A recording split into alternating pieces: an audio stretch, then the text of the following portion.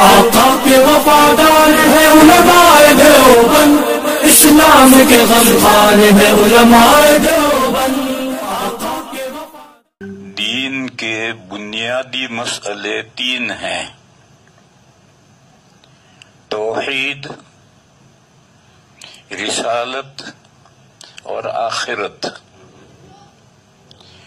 انہی تین مسئلوں پر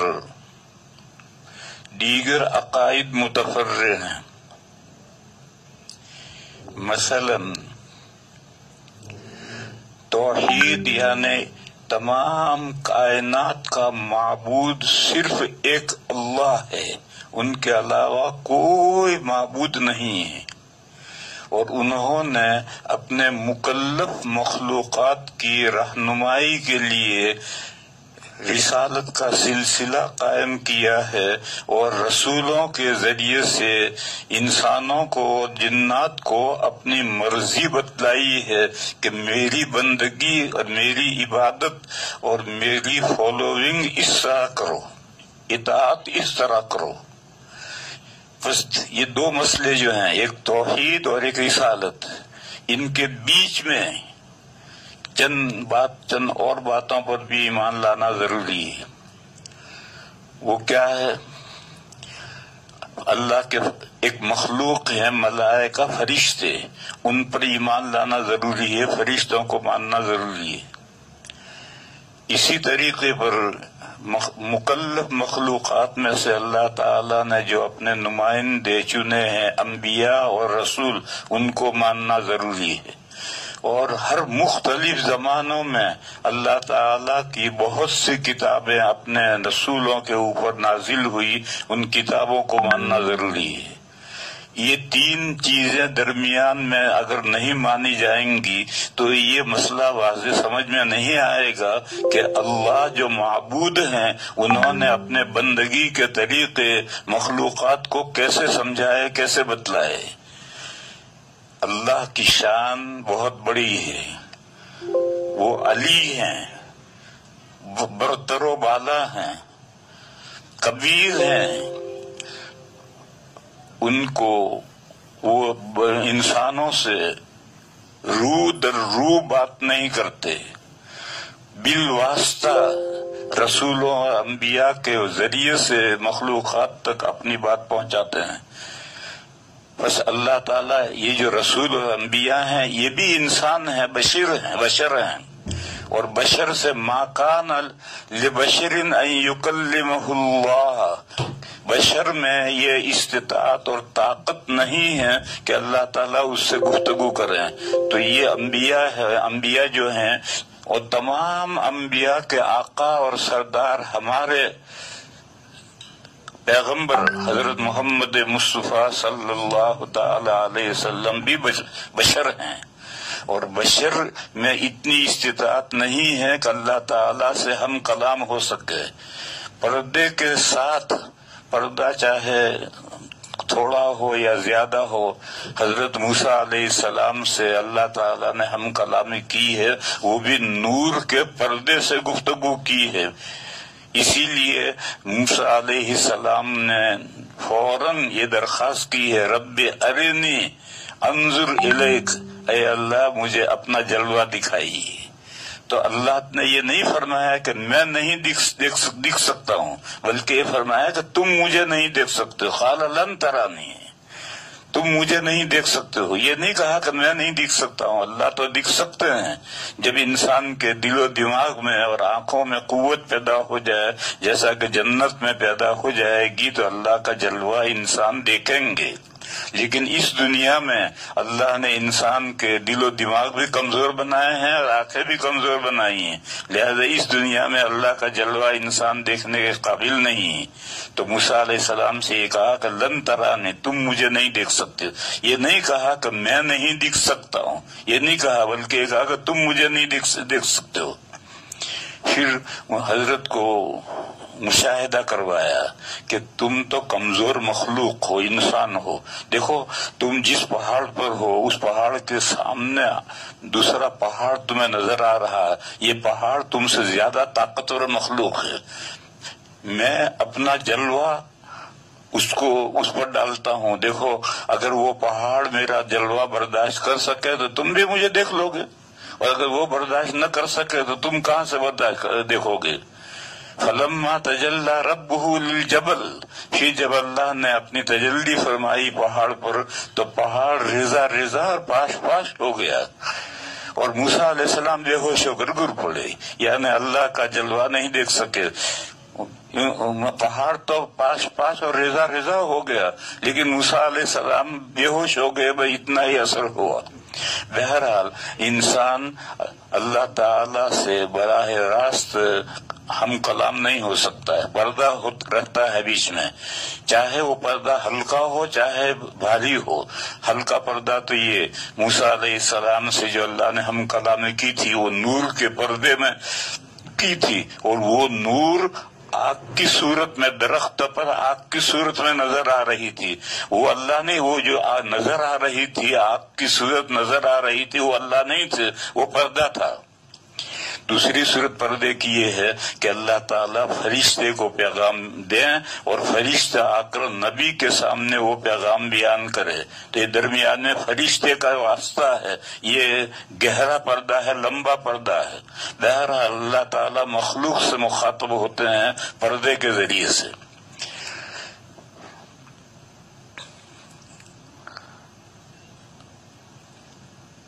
تو اب یہ تین فرعی عقیدے ہوئے: اللہ کے فرشتوں کو ماننا، اللہ کے رسولوں کو ماننا، اللہ کی کتابوں کو ماننا.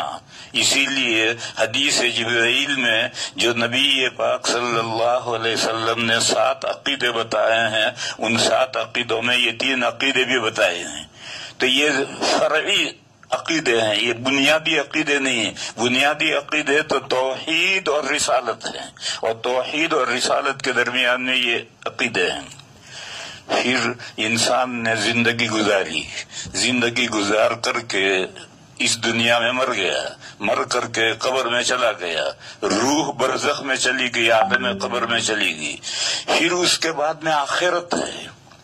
اس آخرت کا عقیدہ بنیادی عقیدہ ہے. رسالت کے بعد آخرت کا عقیدہ بنیادی ہے. بیچ میں 3 عقیدے فرعی ہیں. ایک عقیدہ تو یہ ہے کہ یہ جو ہماری دنیا ڈے ٹو ڈے چل رہی ہے، اس کا ایک لاسٹ ڈے آنے والا ہے. اس کا نام قرآن و حدیث میں اس کا نام ہے الیوم الاخر. آخر پچھلا دن، آخری دن، لاسٹ ڈے. لاسٹ ڈے آئے گا. جب اس دنیا کا لاسٹ ڈے آئے گا تبھی تو دوسری دنیا آخرت شروع ہوگی. تو اس لیے الیوم الاخر کو ماننا ضروری ہے. اچھا، یوم الاخر لاسٹ ڈے آ گیا، پھر کیا؟ پھر اس کے بعد جتنے لوگ مر کر کے اس دنیا میں قبر میں چلے گئے ہیں، ان کو دوبارہ نئی زندگی ملے گی. بعث بعد الموت، مرنے کے بعد دوبارہ زندہ ہونا ہے. اس عقیدے کو ماننا بھی ضروری.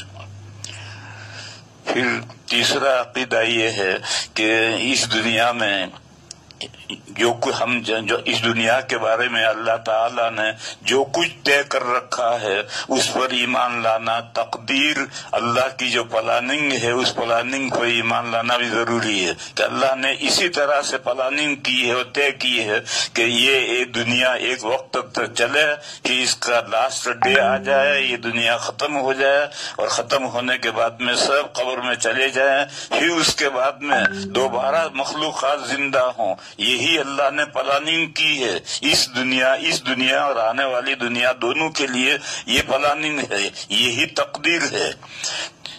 پھر اگلی جو دنیا آئے گی، اس دنیا میں تو سب مزے میں ہیں، لیکن اگلی جو دنیا آئے گی اس دنیا میں جن کا اللہ پر ایمان تھا اور اللہ کے احکام کی جنہوں نے پیروی کی تھی ان کے لیے جنت ہے، اور جنہوں نے اللہ کو نہیں مانا اور اللہ کی مخلوق کو پوجا اور اللہ کی مخلوق کے کہنے پر چلے ان کے لیے آگے دوزخ ہے.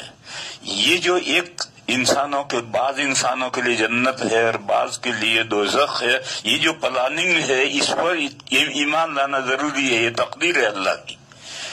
اس کے بعد میں پھر جو دوسری دنیا شروع ہوگی، اس دنیا کا نام ہے آخرت. دوسری دنیا اور آخرت یہ دو عربی کے لفظ ہیں، ہم اسے سمجھتے نہیں. یہ دنیا، الدنیا، یہ مؤنث ہے ادنا کا. ادنا کے معنی ہے اقرب، نزدیک. تو اقرب الدنیا، اقرب نزدیک، اس سے مؤنث اس کا دنیا. اور یہ الدنیا در حقیقت الدار کی صفت ہے. وَتِلْكَ الدَّارُ الْآخِرَةُ، اسی طرح تلک الدار الدنیا، وہ گھر جو ہم سے قریب ہے. کتنا قریب ہے؟ جتنا مچھلی سے تالاب قریب ہوتا ہے. مچھلی اندر ہے اور چاروں طرف تالاب ہے. اسی طرح سے ہم اس دنیا کے اندر ہیں اور ہمارے چاروں طرف دنیا ہے. تو یہ جو گھر ہم سے اقرب ہے، اس گھر کا نام ہے دنیا.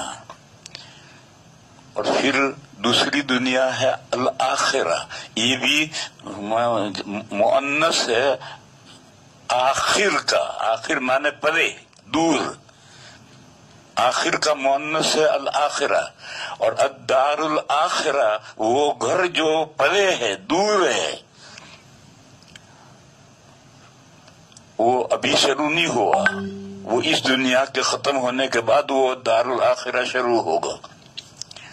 بہرحال یہ دو دنیا کی اللہ کی پلاننگ یہ ہے کہ یہ دنیا جب تک اللہ تعالیٰ چاہیں گے چلتی رہے گی. جب اللہ چاہیں گے یہ ختم ہوگی، اور ختم ہونے کے بعد دوسری دنیا شروع ہوگی. اور وہ دوسری دنیا جو شروع ہوگی وہ تا ابد چلتی رہے گی، وہ پھر کبھی ختم نہیں ہوگی. یہ تقدیر ہے، اس کو ماننا ضروری ہے. تو یہ تین عقیدے. الیوم الآخر، ہماری اس دنیا کا لاسٹ ڈے آئے گا. پھر اس الیوم الآخر کے اندر بعث بعد الموت، جو مری ہوئی مخلوقات ہیں ساری مخلوقات دوبارہ زندہ ہوں گے. انسان اور جنات ہی نہیں بلکہ جتنے حیوانات، چرند پرند ہیں، یہ سب دوبارہ زندہ ہوں گے. اور پھر یہ جو دو دنیا کی پلاننگ ہے، اس پلاننگ کے مطابق یہ زمانہ چلے گا. یہ تین عقیدے. ایک تو اس دنیا کا آخری دن آنا ہے، پھر اس آخری دن کے اندر پھر دوبارہ زندہ ہونا ہے، پھر اس کے بعد میں دوسری دنیا شروع ہونی ہے، روح ہمیشہ چلتی رہے گی. یہ تین عقیدے بیچ میں ماننے ضروری ہیں، رسالت اور آخرت کے بیچ میں. تو تین یہ اور تین یہ، 6. اور توحید اور رسالت 7 8 عقیدے. یہی عقیدے ایمان مفصل میں بھی لیے گئے ہیں اور ایمان مجمل بھی لیے گئے ہیں. تو میرے دوستوں اور بزرگوں، میں سمجھا یہ رہا تھا کہ دین نام ہے عقائد و اعمال کا. یہ عقیدے اور یہ عمل، اور یہ عقائد و اعمال کا مجموعہ. اس کی مثال ایسی، ایک درخت ہے، شاداب تناور درخت ہے. اس کا ایک اصل ہے، اس کا تنا ہے، تھڑ ہے. اس تھڑ کے اوپر بڑی شاخیں ہیں، پھر بڑی شاخوں میں سے چھوٹی شاخیں نکلتی ہیں، چھوٹی شاخوں میں سے پھر پتے نکلتے ہیں، پھول نکلتے ہیں، پھل نکلتے ہیں. درخت نام ان تمام شاخوں کا اور تنے کا مجموعے کا نام ہے. تو یہ عقائد جو ہیں یہ بمنزل تنے کے ہیں، اور اس عقیدوں پر یہ اعمال شاخیں پھیلتی ہیں.